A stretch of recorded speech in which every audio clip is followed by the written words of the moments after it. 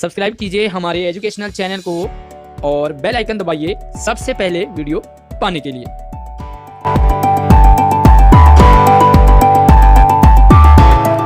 प्यारे बच्चों, स्वागत है आप सभी का हमारे एजुकेशनल चैनल में। मैं हूं आपका आशीष सर। आज की वीडियो आपके लिए बहुत ही इंटरेस्टिंग है क्योंकि एक नाटक है, नया पार्ट है, तो पूरी वीडियो को आपने ध्यान से देखना है, आपको मज़ा आएगा, साथ में एक नई सीख भी आज की वीडियो से आपको मिलने वाली है। तो झट से अपने वीडियो को फटाफट से लाइक कीजिए और अपने दोस्तों को भी ज़रूर शेयर करना इस वीडियो को पूरा देखने के बाद। तो चलिए हम वर्कशीट नंबर 77 और ये रहेगा आपके लिए 25 जनवरी की जो चैप्टर हमारा वो है रीढ़ की हड्डी।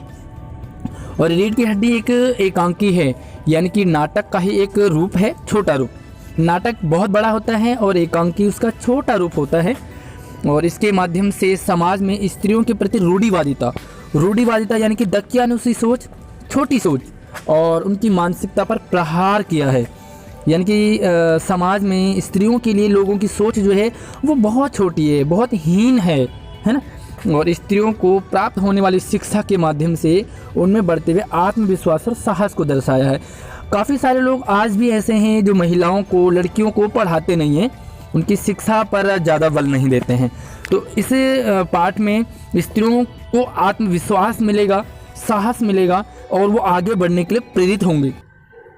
लेखक इस पाठ के जो है वो जगदीश चंद्र माथुर हैं। और एकांकी लगभग नाटक का एक मैंने बताया कि छोटा रूप होता है। जैसे आपने देखो रामलीला देखी होगी, तो रामलीला क्या है, एक मतलब ये भी छोटा सा नाटक का रूप है।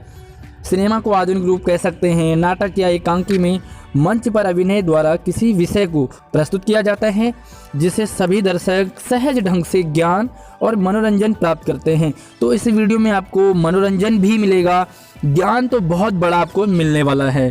तो चलिए हम यहाँ पे देखते हैं, शुरू होता है। तो चलिए नाटक शुरू होता है। जैसे आपको पता है कि नाटक में एक सीन होता है और पर्दा जैसे गिरा, तो देखो यहाँ पर सीन किस तरह से है। मामूली तरह से सजा हुआ एक कमरा है। कमरे के दरवाजे से आते हुए जिन महाशय की पीठ नज़र आ रही है, यानी कि घर के अंदर से कोई बाहर आ रहे हैं और जिनकी पीठ दिखाई दे रही है, उल्टे आ रहे हैं ना, उल्टे, वो अधेड़ उम्र के मालूम होते हैं। एक तख्त को पकड़े हुए पीछे की ओर चलते हैं, यानी कि कुछ वो सामान घर के अंदर से बाहर ला रहे। और तख्त का दूसरा सिरा एक नौकर ने पकड़ा हुआ, यानी कि कुछ सामान ला रहे, तख्ता ला रहे हैं और वो बाहर को ला रहे हैं। ये सीन है सामने स्टेज पे।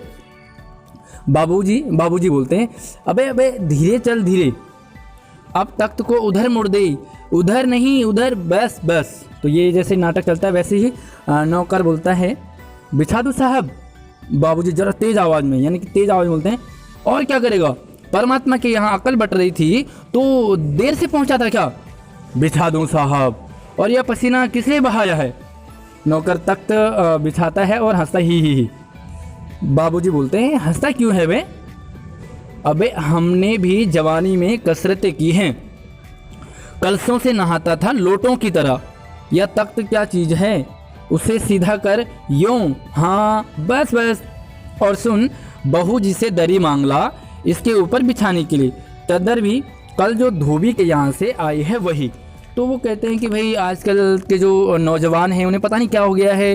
वो कहते हैं हम कलशों से नहाते थे। कलसा यानी कि गागर टाइप का होता है, बड़ा सा बर्तन होता है, उससे नहाते थे हम लोटे की तरह। मतलब इतना इजीली उठा लेते थे हम। कहने का मतलब ये है कि वो ये कहना चाह रहे हैं कि जब हमारा ज़माना था तो हम इस तरह से एक्टिविटी किया करते थे और आजकल तुमसे जो है वो तख्त नहीं ले जा पा रहे हो। तो फिर कहते हैं कि अच्छा बहू से क्या दरी भी मांग के लिया जो धोबी के यहाँ से आई है। नौकर जाता है। बाबू साहब इस बीच में मेज़पोश ठीक करते हैं, यानी कि कुछ तैयारियाँ कर रहे हैं। एक झाड़न से वो गुलदस्ते को साफ करते हैं, कुर्सियों पर भी 2-4 हाथ लगाते हैं। सहसा घर की मालकिन प्रेमा आती है। प्रेमा जो कि घर की मालकिन है और उनका जो कद है वो कैसा है, देखो, गंदुमी कद, रंग छोटा कद है, चेहरे और आवाज़ से जाहिर होता है किसी काम में बहुत व्यस्त है। तो घर की मालकिन है वो भी बड़ी बिजी है और ये किसी चीज़ की तैयारी कर रहे हैं। चलिए मैं बता दूं आपको कि यहाँ पर शादी वाला सीन है और देखने के लिए आ रहे हैं लड़की को, तो उसी की तैयारियाँ हो रही हैं। और उसके बाद कहते हैं वो पीछे भीगी बिल्ली की तरह नौकर भी आ रहा है उनके पीछे खाली हाथ। बाबू साहब रामस्वरूप दोनों तरफ देखने लगते हैं, एक बार नौकर को देखते हैं, एक बार वो प्रेमा को देखते हैं। प्रेमा कहती हूँ तुम्हें इस वक्त धोती की क्या ज़रूरत पड़ गई, एक तो वैसे ही जल्दी जल्दी में, यानी कि धोती किसको जरूरत पड़ गई, सारे काम धाम पड़े हुए आपको धोती की जरूरत पड़ी है। तो रामस्वरूप कहते धोती धोती किसने मंगाई? प्रेमा कहती हाँ अभी तो बदल कर आए हो, फिर ना जाने किस लिए। रामस्वरूप कहता तुमसे धोती किसने मांगी? तो प्रेमा कहती यही तो कह रहा है रतन, नौकर। तो नौकर को क्या मंगवाया था और नौकर वहाँ जाके क्या बोल के आया? और जब इंसान कभी बिजी होते हैं यानी कि कुछ और काम में व्यस्त होते हैं तो उनको छोटे छोटे काम भी ना बहुत बड़े लगते हैं। यहाँ पर जो रतन है नौकर है उससे कुछ और काम के लिए भेजा है, लेकिन वो काम कुछ खराब करके आ गया। तो चलिए यहाँ पर कुछ सवाल हैं आपके लिए और इन सवालों को देखते हैं। प्रस्तुत जो गद्य है ना वो हिंदी की कौन सी विधा में लिखा गया? तो ये है नाटक के एकांकी, नाटक का ही टाइप है एकांकी। तो आप लिख दोगे कि प्रस्तुत गद्य हिंदी के एकांकी नाटक विधा में लिखा गया। दूसरा देखो इस कहानी एकांकी को किसने लिखा है? तो इसको जगदीश चंद्र माथुर हैं इसके लेखक। तो आप लिख दोगे लेखक का नाम। अगला सवाल है यह एकांकी किस विषय पर लिखा है?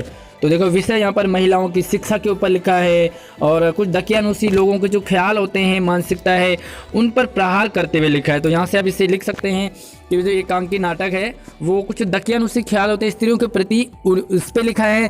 साथ में स्त्रियों को उच्च शिक्षा दिलाना उस पर यह लिखा गया है। और अगला सवाल है इसके विभिन्न व्यक्तियों या पात्रों के नाम लिखने आपने। तो इस नाटक में एक प्रेमा है जो कि घर की मालकिन है, एक रामस्वरूप है जो कि इस घर के मेन आदमी यानी कि मुखिया हैं, रतन है इस पाठ में नौकर है, और उमा है। उमा इस कहानी की मेन पात्रा है यानी कि सबसे मेन है, वो इनकी बेटी है। साथ में एक गोपाल प्रसाद हैं जो कि लड़के के पापा हैं, और एक लड़का है शंकर। तो इस तरह से आप लिख सकते हो। सबसे पहले लिखोगे रामस्वरूप जो कि घर के मुखिया हैं, उसके बाद प्रेमा जो कि उनकी पत्नी है, उसके बाद उमा जो कि उनकी बेटी है। ठीक है, 3 हो गए। उसके बाद रतन है जो कि नौकर है, तो 3 यहाँ से हो गए 4। और उसके बाद दूसरी पार्टी में है गोपाल प्रसाद और शंकर। शंकर बेटा है और गोपाल प्रसाद उसके पिताजी हैं। तो उम्मीद करूँगा ये नाम आप लिख लोगे। साथ में देखो रीढ़ की हड्डी नहीं होना एक मुहावरा है जिसका अर्थ होना स्वावलंबी नहीं होना या किसी बात पर खुद का निर्णय नहीं ले पाना। कभी भी हम अपनी बात पर निर्णय नहीं ले पाते हैं तो कहते तुम्हारी तो रीढ़ की हड्डी नहीं है, मतलब टिकते नहीं हो तुम एक बात पे। तो वही यहाँ पर रीढ़ की हड्डी की बात की गई है। अब ये एक मुहावरा है, आपने इसका प्रयोग करना है। तो आप लिख सकते हो कि आजकल लोग ऐसी बातें करते हैं लगता है जैसे रीढ़ की हड्डी ही नहीं है, पहला है। इसी तरह से आप रीढ़ की हड्डी से जोड़ सकते हो कि उसकी रीढ़ की हड्डी नहीं है, वो बात में पलट जाता है, ऐसे लगता है उसकी रीढ़ की हड्डी नहीं है। ठीक है, इस तरह से लिख सकते हो। और देखो उसका कि अपने आसपास किसी देखे गए नाटक, नुक्कड़ आदि के बारे में आपने लिखना है। तो प्यारे बच्चों आपने रामलीला ज़रूर देखी होगी, आपने अपने स्कूल में नाटक ज़रूर किया होगा। तो आपने जो स्कूल में नाटक किया है, रामलीला देखी है, तो उसका एक्सपीरियंस बताना है कि उसमें क्या क्या होता है। छोटा सा आप इसे 7, 8, 10 लाइन में लिखो कि नाटक हमने किया है या हमारे स्कूल में हुआ है, वो किस टॉपिक पे हुआ है। और इस तरह से आप इस वर्कशीट को करोगे। उम्मीद करूँगा आपको वर्कशीट पसंद आई होगी और इस वीडियो में और मज़ा आने वाला है अगले नई वर्कशीट में। तो इस वीडियो को लाइक कीजिए, शेयर कीजिए अपने सभी दोस्तों को। कोई डाउट हो तो मुझे कमेंट कर सकते हैं। धन्यवाद।